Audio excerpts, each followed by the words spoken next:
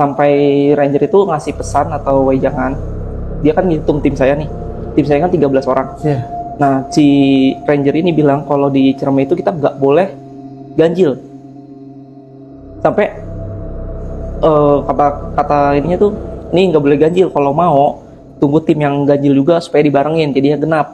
Cuman karena waktu kita nggak banyak, karena kan posisi kita libur cuma 2 hari, kita tetap maksa. Dan ada satu pesan lagi, kalau di Ciremai itu kita nggak boleh naik hari Kamis Kamis siang, karena kan nanti di atas itu ketemunya malam Jumat. Iya, benar-benar. Jadi kita nggak disuruh naiknya itu pagi Jumat. Lagi-lagi kita maksain karena kita udah nggak punya banyak waktu. Padahal estimasi perjalanan harusnya cuma 1 jam juga. Kita itu makan jam sampai 2 jam. Dan sampai di pos 3 persediaan air kita tuh habis. Habis? Iya, karena memang mungkin kita kurang persiapan juga pas lagi penyiapan airnya. Dan di momen itu tuh saya ngomong ke teman-teman yang lain, ke tim-tim yang lain, kok ada yang ngaji di tengah hutan. Cuman saya langsung diisyaratin suruh diam.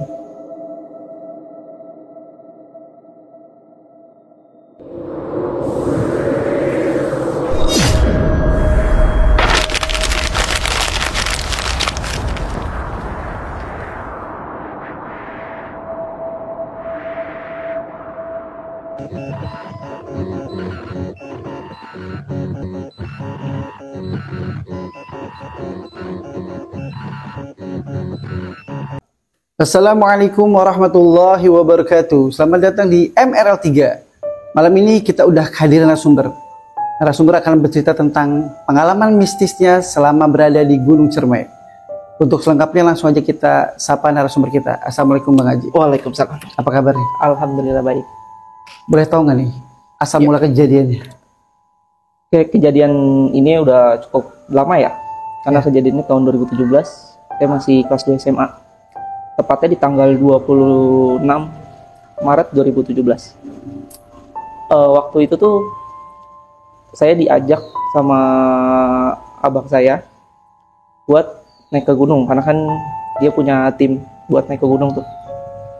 Di momen itu tuh sempat gak diizinin ya sama orang tua, karena kan juga orang tua masih khawatir, apalagi saya baru pertama kali tuh naik ke gunung. Cuman karena rasa keingintahuan saya dan rasa pengen ngerasain gimana sih naik gunung itu, saya tetap maksa buat ikut. Dan akhirnya pun saya tetap maksain buat ikut. Saya izin ke sekolah itu 2 hari. Dan itu kan prepare-nya itu tanggal 26 Maret 2017. Nah, selama persiapan itu kan kita mulai perjalanan itu jam 3 sore ya.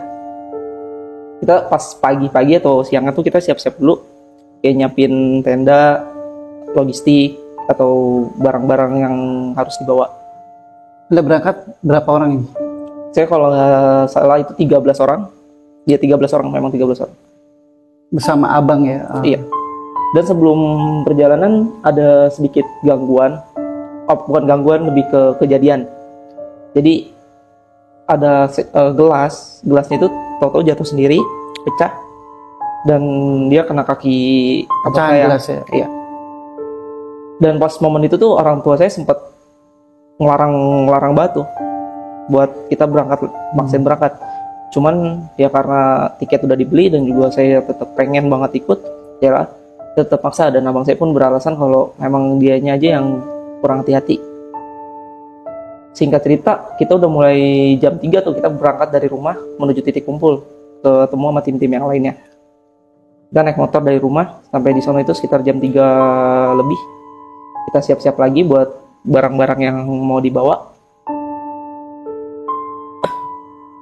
Anda kemana tuh? Kita siap-siap dulu kan barang-barangnya. Nah, sekitar pukul 5 sore, kita langsung berangkat lagi menuju terminal. Kita menuju ke Kuningan buat naik gunungnya. Nah, selama perjalanan kita masih aman. Terus sampai di kaki Gunung Ciremai itu kita sekitar pukul 6 pagi. Sekitar 6 pagi, kita siap-siap dulu. kita juga istirahat dulu karena kan kecapean juga kan kita di selama perjalanan di bis. Kita istirahat, yang tidur-tidur, yang makan-makan sampai sekitar pukul 10 pagi. 10 pagi baru kita siap-siapin barang, kita ngecek-ngecek, kita briefing buat apa aja yang bakal kita lakuin di atas nanti, dan ngecekin barang-barang apa aja yang harus dibawa. Dan sebelum berangkat kita ketemu ranger dulu buat ngecekin barang. Buat ngecekin barang nih, apa yang boleh dibawa dan apa yang nggak boleh dibawa. Sampai ranger itu ngasih pesan atau wejangan. Dia kan ngitung tim saya nih. Tim saya kan 13 orang. Iya. Nah, si ranger ini bilang kalau di Ciremai itu kita nggak boleh ganjil. Sampai kata ininya tuh, ini nggak boleh ganjil. Kalau mau, tunggu tim yang ganjil juga supaya dibarengin, jadinya genap. Cuman karena waktu kita nggak banyak, karena kan posisi kita libur cuma 2 hari, kita tetap maksa. Dan ada satu pesan lagi, kalau di Ciremai itu kita nggak boleh naik hari Kamis Kamis siang. Karena kan nanti di atas itu ketemunya malam Jumat. Iya, benar-benar. Jadi kita nggak disuruh naiknya itu pagi Jumat. Lagi-lagi kita maksain karena kita udah nggak punya banyak waktu. Kita langsung lanjutin perjalanan dari base camp menuju pos 1. Kita start jam 11 siang. Sampai di pos 1 itu sekitar jam 12 siang. Perjalanan kita masih aman-aman aja, nggak ada kendala apa-apa. Dan di pos 1 kita istirahat dulu, kita makan atau ngopi dulu. Kita sekitar istirahat 10 menit, 15 menit, kita lanjutin lagi perjalanan menuju pos 2. Ya. Dan kejadiannya mulai dari pos 1 ke pos 2 itu ada sedikit kejadian. Jadi salah satu teman kita itu ngelihat batang kayu atau akar pohon, katanya anak macan. Padahal kalau dilihat sama tim yang lain atau sama saya sekalipun, itu ya cuma sebatang kayu doang. Real kayu padahal. Real kayu. Nggak ada kemiripan. Iya, cuman dia itu kayak kekeh kalau ini tuh anak macan. Sampai akhirnya dia ditarik buat kayak, udahlah ini halusinasi doang. Akhirnya kita lanjut lagi perjalanan sampai di pos 2. Tunggu, Anda nih lewat jalur apa nih? Apui, Linggarjati, Linggasana, apa Sakti Sadarehe nih? Palutungan atau yang mana nih? Lebih ke Palutungan. Palutungan ya? Iya. Berarti Cigowong ya? Iya, betul. Iya. Nah, kita lanjut lagi ya. Nah, nyampe di pos 1, pos 2. Pos 2. Kita kan sampai di pos 1, pos 2. Kita istirahat lagi dan kita kondisi udah mulai hujan. Hujan. Ya, kondisi hujan dan suasana juga mulai gelap. Karena kan di gunung itu kalau mendung terasa gelap banget. Kita lanjutin perjalanan lagi. Kita sampai di sana tuh tadi jam 1. Di pos 2 ya. Pos 2. Di pos 2 itu sekitar jam 1. Kita lanjut lagi perjalanan menuju pos 3. Dan gangguannya itu selama perjalanan ke pos 3 itu mulai banyak. Apa tuh? Salah satunya kayak kita kan ngelewatin jalur setapak. Setapak. Iya. Kiri kanannya itu kayak pohon-pohon rindang ya, kayak hutan gimana ya? Kayak zona vegetasi lah gitu. Iya. Dan saya tuh ngelihat kayak di samping saya tuh ada sosok kayak kecil, kayak kurcaci, kupingnya panjang. Iya. Warnanya tuh kayak hijau gitu. Dia merhatiin kita ataupun ngikutin selama kita berjalan. Jumlahnya berapa itu? Di kiri itu 4, di kanan 3. Itu mirip nggak sama yang di film-film gitu? Iya, cuman dia bentuknya kayak badan itu nggak pakai baju, jadi hijau kecil gitu hijau aja. Gitu ya. Cuman mas yang momen itu tuh yang lihat saya doang. Iya, jadi saya juga nggak berani cerita ke tim-tim yang lain karena kan kalau di gunung itu katanya nggak boleh cerita dulu. Iya, takut ke distract juga, ke bawah ntar. Ya.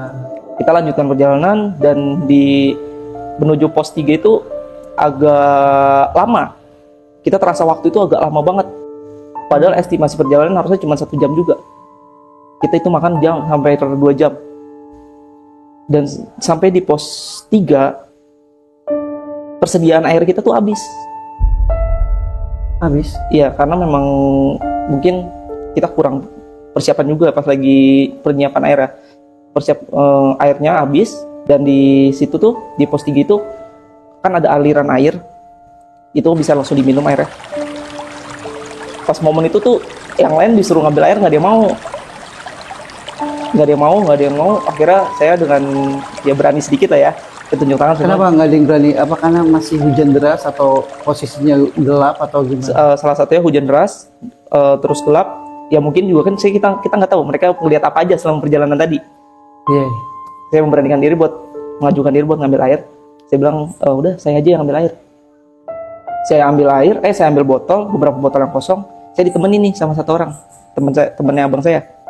Saya jalan menuju aliran air itu. Saya ambilin air, semua saya ambil air. Udah terisi penuh. Situ kan ada toilet. Ada toilet, kayak toilet umum, cuman ya bentuknya udah kumuh banget. Udah nggak layak sebenarnya ya. Iya, udah kumuh. Ya mungkin namanya juga di gunung ya kan. Saya kan mau buang air kecil ya. Saya ke ini dan teman saya ini tetap di tempat air tadi. Karena lumayan jaraknya agak jauh juga tuh dari pengambilan air. Saya ke toilet itu. Kan itu pintu tertutup.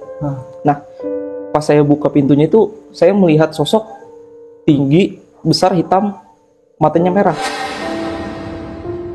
Seperti apa? Gondoruo atau apa ini? Jadi bentuknya itu kayak bayangan hitam tapi besar. Dia punya mata menatap saya itu merah banget.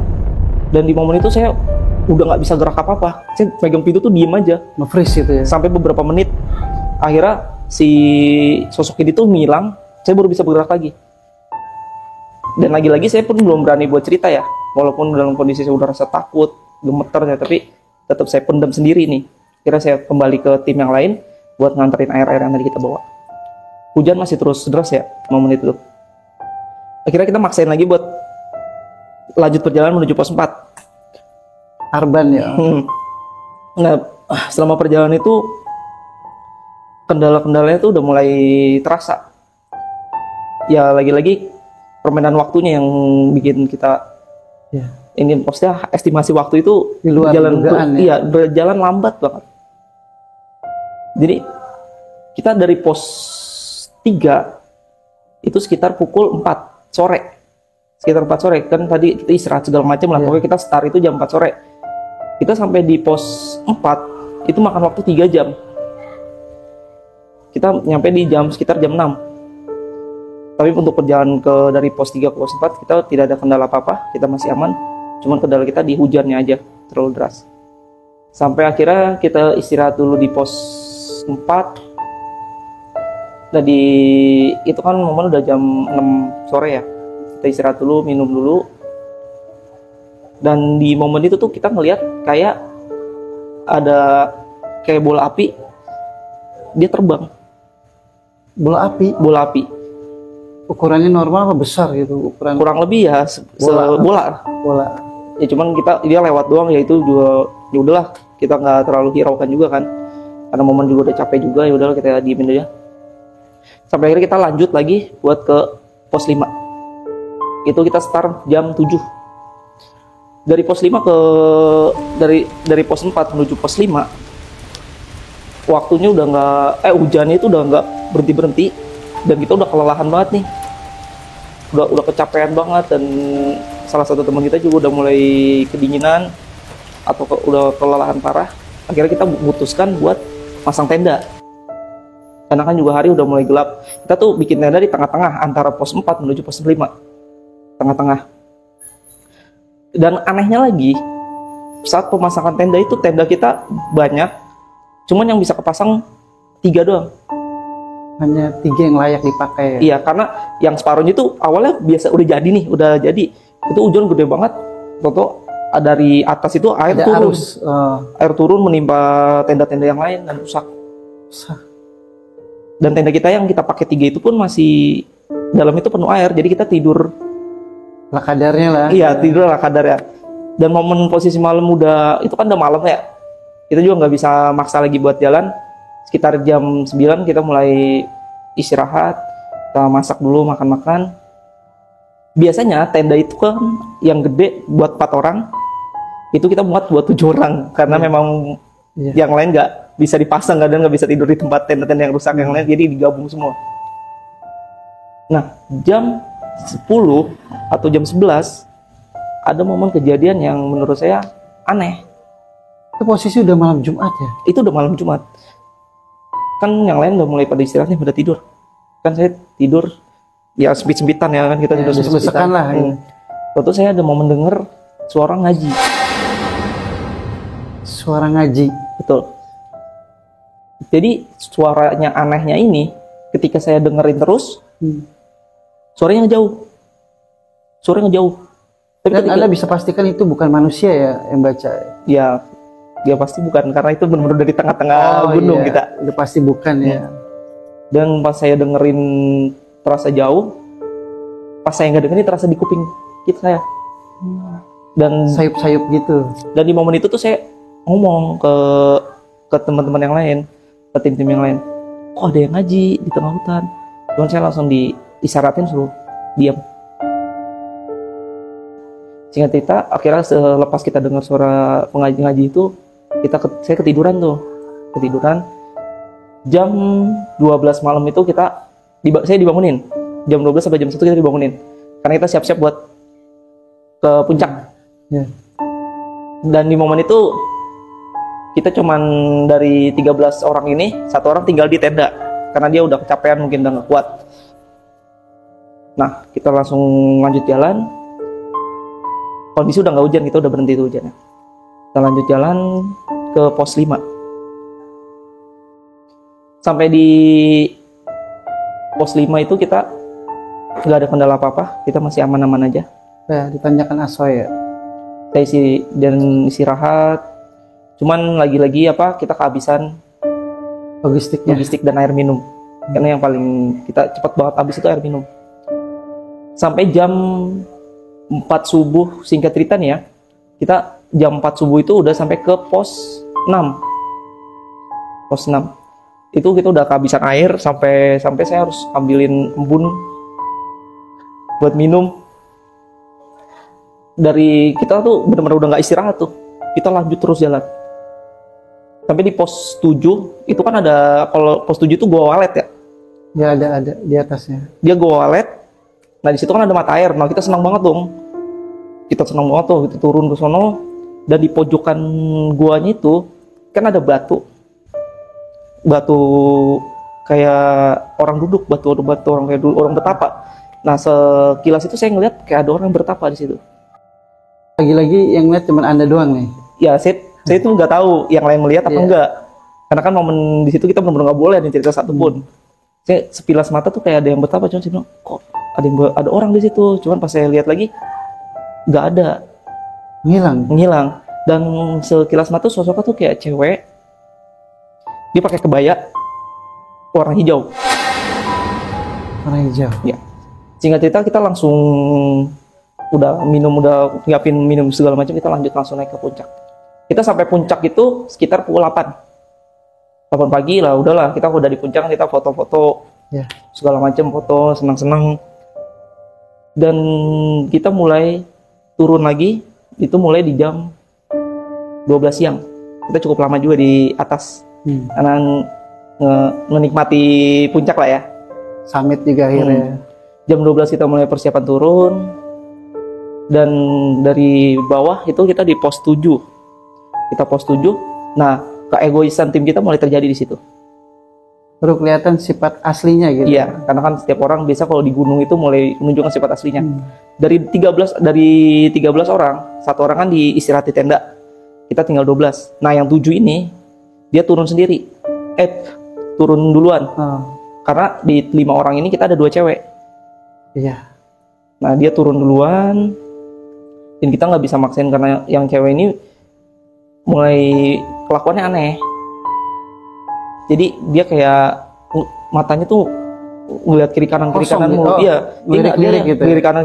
Tapi pas ditanyakan dia juga nggak bilang nggak ada apa-apa. Oke, jam 1 kita turun lagi ke pos 6. Itu tuh masih aman. Pos 6. Nah di pos 6 kita istirahat agak lama sampai kita sore. Karena teman saya yang tadi saya bilang cewek yang ngelirik kiri kanan ini udah makin jadi lagi. Di pos 6 itu dia mulai ngejerit. Histeris. Iya, teriak, ngejerit, terus sembari nunduk. Kita tanya tuh, kenapa gitu. Dia bilang enggak apa-apa, cuma sembari gemeter banget badannya. Terus akhirnya dikasih sama teman kita tuh, kan dia bawa bawang putih. Dimakan karena kan katanya bawang putih bisa buat ngeredain orang hipo gitu. Iya, hipo. Karena kan awalnya kita takutnya dia hipo. Akhirnya dikasih makan bawang putih, dia mulai agak siuman mendingan dikit tuh. Kira kita mulai maksa, ayo kita turun lagi aja karena kan sudah mulai sore. Kita nggak boleh ketemu malam lagi targetnya. Kalian itu dari pos 6 menuju pos 5 saat turun itu waktunya lama banget. Harusnya kan kita tadi tuh kan jam masih sore ya, masih sore. Tahu kita pas sudah perjalanan menuju pos 6 itu udah kayak malam, sekitar jam 7. Bukan karena kelelahan, tapi emang aneh ya. Iya, maksudnya kayak waktu kita terasa kayak berada di dimensi lain ya. Iya. Dan kejadian yang menurut saya serem itu ya mistis banget ya menurut saya ini. Selama perjalanan dari pos 6 ke pos 5 itu total banyak kejadian. Apa tuh? Jadi posisi kan hujan lagi nih. Lagi-lagi hujan. Lagi-lagi hujan deras. Nah, kita kan pasti ada navigator tuh yang di depan nih. Iya. Kondisi udah gelap. Dan anehnya kita bawa 5 senter, hanya 1 senter yang nyala. Yang 4 mati. Padahal sebelum berangkat kita udah cek dulu tuh semua, udah ganti baterai segala macam. Tapi tetap mati. Kira cuma 1 orang buat di depan, yang 4 di belakang ikutin. Kita udah kepisah ya, tim kita udah kepisah nih sama yang di depan tadi. Dia nyenter dan tahu-tahu tuh kita dihadang sama pohon jatuh. Pohon rubuh gitu. Pohon rubuh. Diameternya besar gitu. Lumayan. Jadi tahu rubuh dan rubuhnya itu depan mata kita. Kayak sengaja banget ngalangin kita buat lanjut perjalanan. Tapi nggak ada korban kan? Nggak ada korban, alhamdulillah itu. Sedangkan di pinggir kita itu kan ini nih. Apa sih, jurang? Jurang. Kita ke ini posisi hujan deras banget. Nah pas pohon rubuh itu si navigatornya tuh kayak aduh gimana nih, kondisi udah malam juga. Kira kita udah loncatin aja. Kita maksa loncatin, kita terus jalan. Dan tahu-tahu si yang di depan navigator ini dia minta tuker posisi. Oh iya. Dia minta tuker posisi. Nah akhirnya yang paling belakang maju, dia mundur ke belakang. Saya kan posisi saya di tengah-tengah. Kita lanjut lagi perjalanan. Nah, selama perjalanan itu sempet kayak ada di kuping saya tuh kayak ada bisikan. Apa itu? Jadi kita tuh kayak disesatkan, kayak harus belok. Jadi Anda tuh ada jalan bercabang. Enggak, maksudnya kalau belok itu kan jurang. Oh. Berarti jalurnya cuma satu padahal. Iya, karena kan udah mulai punya kan jalan setapak gitu. Anda disuruh ke arah jurang. Itu nggak tahu saya kalau tim yang lain kedenger apa enggak. Cuman saya masih nggak hiraukan, kita terus lanjut perjalanan terus. Kan saya bilang itu lama banget waktunya. Sampai kita ketemu di momen pohon-pohon banyak banget. Nah di pojok-pojok pohon itu tuh kita ngeliat sosok-sosok pocong dengan kondisi muka yang hancur, kain kafan yang sudah lesuh, warnanya udah coklat. Dia tuh menatap tajam gitu. Iya, menatap kita tuh dengan mata tajam merah, ngeliatin kita selama perjalanan. Mungkin ya, nih kita kan mungkin doang. Navigator kita mungkin ngeliat duluan sebelumnya. Ya, bisa jadi. Kita lanjut perjalanan sampai sebelum nyampe pos 6, lagi-lagi pocong-pocong yang tadi udah kelewat itu kayak ngehadang. Toto dia tuh ngebaris di jalur kita. Kita langsung berhenti dong di pohon itu tuh. Kita udah panik ya. Udah bukan panik lagi, kayak udah harus ngapain gitu. Ya mungkin kalau orang yang awam apa yang nggak percaya ya mungkin nggak percaya. Iya. Cuman pas itu tuh kita udah benar-benar nggak tahu harus ngapain lagi. Kita udah tutup kuping dan mata aja udah. Nggak ada yang pingsan ya. Kita berdoa aja, kita langsung ya Allah. Dan beberapa menit pas kita melek tuh udah lancar lagi. Ya. Akhirnya kita lanjut lagi jalan sampai akhirnya kita ketemu di 2 cabang jalan. Jadi ada 2 cabang gini jalannya. Nah, anehnya itu kan kondisi tanah kan becek, pasti kan ada bekas tapak kaki. Ya. Anehnya itu tapak kaki yang sebelumnya itu kan dia malah ke jalur yang bukan seharusnya.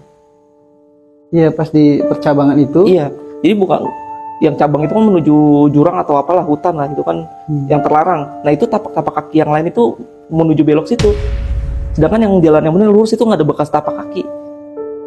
Waduh, saya sempat bingung dong, kita tim bingung lah. Ini jangan-jangan yang tim pertama tadi turun salah jalan. Cuman akhirnya sama navigator yang tadi di belakang, dia langsung maju ke depan, dia ngomong, kita tetap jalur yang lurus, lanjut aja, udah jangan berhenti, kita terus lanjut, karena kondisi udah hujan juga, masih terus hujan. Kira kita lanjut lagi perjalanan, dan alhamdulillah kita senang, kita ketemu pos 6. Kita pos 6, kita duduk istirahat, dan di momen itu tuh lama banget, dari 7 ke 6. Iya, enggak, dari, maaf saya kayak salah tadi ya, dari 6 ke 5. 5. Iya, dari 6 ke 5. Karena kan 7 ke ini kan tadi udah ya. Iya, dari 6 ke 5. Nah, di pos 5 itu kita udah mulai senang. Karena bentar lagi tenda. Iya. Akhirnya kita istirahat dulu, duduk. Nah, di pintu masuk itu kan ada palang ya. Iya. Ada palang yang kayak tulisan nih pos berapa. Nah, di posnya itu, di palangnya itu tuh ada sesosok kuntilanak yang diri di situ sembari ngeliatin kita terus. Dia diri sembari angin-angin. Jadi rambutnya kayak, cuman mukanya tuh nggak kelihatan. Dia benar ditutup sama rambut. Urai rambutnya ya. Yang lihat tuh saya doang. Saya ngeliat, dan di momen itu saya udah nggak tahan lagi buat cerita, buat ngomong. Saya kira ngomong kayak ngomong ke abang saya sendiri, bang itu ada kuntilanak bang, ada kuntilanak. Dan abang saya langsung bilang, udah diem. Itu mulai ini nih, kita mulai apa sih, kayak nggak, mulai beda pendapat, bukan beda pendapat, lebih mulai panik. Itu mulai terasa panik banget. Dan salah satu teman kita yang cewek yang sebelumnya tadi saya bilang ngejerit-jerit, yang keanehan itu, iya, dia mulai lagi, dia ngejerit lagi sejadi-jadinya, ngejerit terus, nunduk, diem, ngejerit. Sampai akhirnya kan kita tenangin lagi, kita kasih minum, kita kasih bawang putih lagi. Dia udah mulai agak mendingan, cuman kondisi fisiknya udah mulai udah payah. Kita bopong lah sama yang cowok tuh, dibopong. Dan kita nggak lama-lama tuh di pos 5. Kita lanjut lagi perjalanan. Dan pas lagi perjalanan itu, akhirnya kita sampai di tenda. Dan bukan konyol menurut saya, tim yang sebelumnya tuh rupanya udah ngeberesin tendanya duluan. Jadi itu benar-benar sisa tenda-tenda kita doang yang harus kita bawa. Akhirnya kita ngeliat jam itu udah cukup larut malam ya, sekitar jam 9 kalau nggak salah. Sekitar jam 9 langsung kayak, akhirnya kita langsung buru-buru buat copot-copotin tenda semua nih. Kita copot-copotin, kita rapihin lagi, kita packing.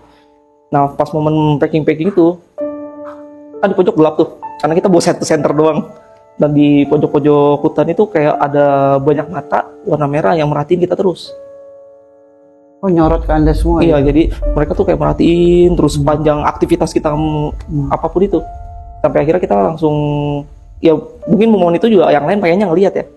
Akhirnya kita langsung aja kita langsung turun lagi.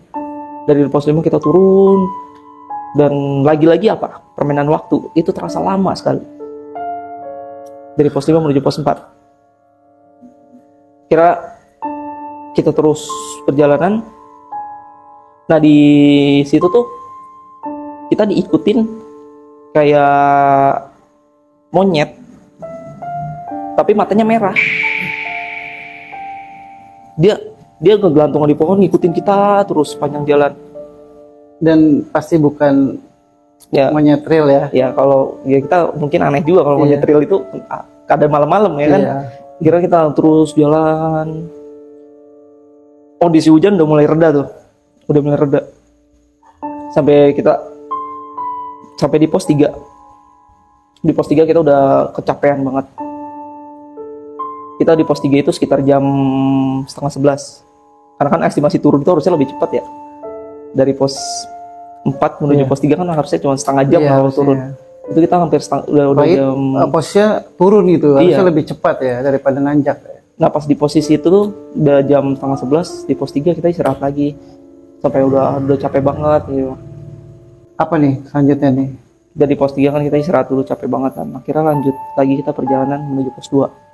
Nah, selama perjalanan di pos 2 itu kita ditunjukin kayak maksudnya bisikan-bisikan aneh itu mulai terjadi lagi.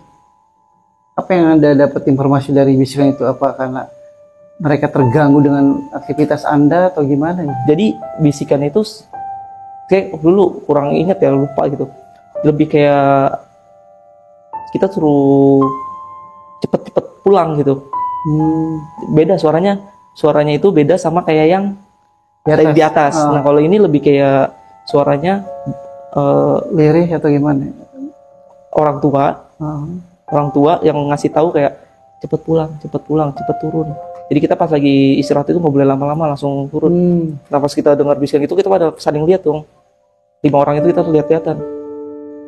Langsung navigator langsung ngomong, lanjut. Kita langsung jalan lagi. Kita langsung perjalanan lagi dan alhamdulillah pas lagi perjalanan dari pos 3 menuju pos 2 itu aman. Ya, kan 2 ke 1 ya. Kita aman. Nah di pos 2 kita nggak lama lagi, kita nggak istirahat tuh momennya. Kita lanjut lagi. Karena udah malam ya. Iya. Sampai ke pos 1 dan itu tuh saya udah nggak ngeliat jam lagi dah pokoknya yang penting kita fokus jalan. Pas di momen di pos 1 kita mulai, kan kalau pos 1 menuju camp tuh kita senang tuh mulai kelihatan ke rumah-rumah warga, terus ininya kalau kita sujud momen itu kita sujud syukur. Akhirnya selamat ya. Iya, kita sujud syukur, kita seneng banget ya Allah, kita akhirnya kita lanjut perjalanan, kita langsung turun ke base camp. Dan rupanya di base camp itu tim yang tadi 8 orang udah duluan. Oh, mereka nungguin ya? Iya, dan dia bilang kenapa lama banget. Mereka itu sampai sebelum jam 8. Jadi sebelum jam 8 mereka udah sampai, sedangkan lebih kita awal ya? Iya. Mereka juga kan aneh juga, kok lama banget. Ini perbedaan waktunya sangat signifikan banget ya? Iya, jauh banget. Nah pas sampai bawah barulah kita mulai bertukar cerita. Kita ngobrol. Rupanya si navigator tadi, dan kita nih momennya ngobrol cuma berdua ya, karena tim yang tadi udah kita anggap udah bukan teman lagi. Dan sampai udah ninggalin kita. Kita ngobrol dan abang saya itu nanya ke navigator yang tadi. Dia nanya, kenapa lu tadi minta tukeran? Rupanya dia bilang dia tuh ditampakin pocong depan mukanya dengan kondisi yang mukanya hancur yang saya bilang tadi. Iya, mengenaskan. Iya, makanya dia langsung minta tukar posisi. Dan yang cewek rupanya, yang cewek tadi makanya dia yang histeris itu dia baru jujur bahwa dia tadi kencing sembarangan. Sedangkan kita yang lain itu kalau kencing kan disimpan di botol. Oh gitu. Iya, kalau dia enggak, mungkin karena lupa atau gimana, dia bilang dia kencing aja. Dan rupanya dia pun pas lagi kencing itu ada keanehan. Jadi kakinya itu ditarik, sempat ditarik. Jadi bukan kaki sih, lebih ke celana yang ditarik. Ada yang nahan ya? Iya, cuman lagi dia kan nggak cerita, kita bos itu pas di bawah baru kita cerita semua. Sehingga cerita kita istirahat tidur dan kira kita pulang jam 6 pagi itu kita mulai jalan pulang. Dan sepanjang perjalanan tuh saya langsung selalu bersyukur banget, kayak ya Allah kira kita selamat, rupanya selamat. Dan sampai rumah pun kejadian mistika belum selesai. Ada lagi. Jadi sampai rumahan kan abang saya udah kerja tuh. Saya udah kerja dan malam harinya kita kan pulang pagi tuh tanggal 28. Tanggal 28 kita kan nyampe rumah.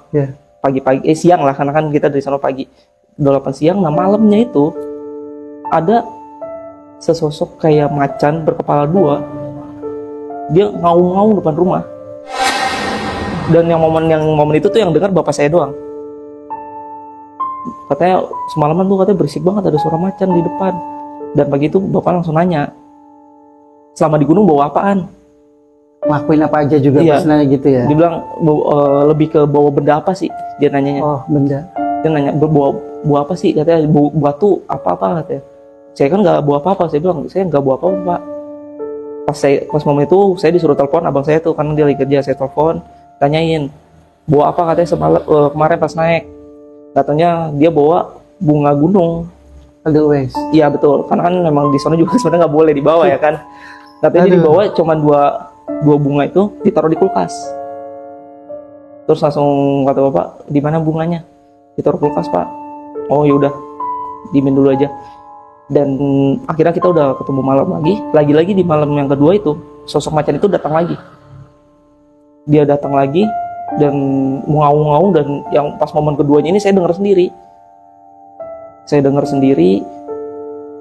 Dan akhirnya dia selama 1 jam, pukulnya tuh setiap jam 12 malam pas sampai jam 1.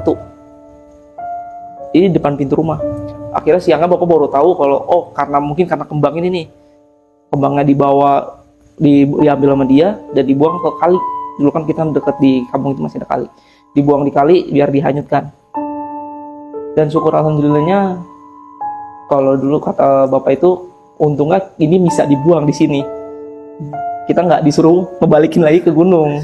Aduh, udah males banget ya ke sana ya. Sebenarnya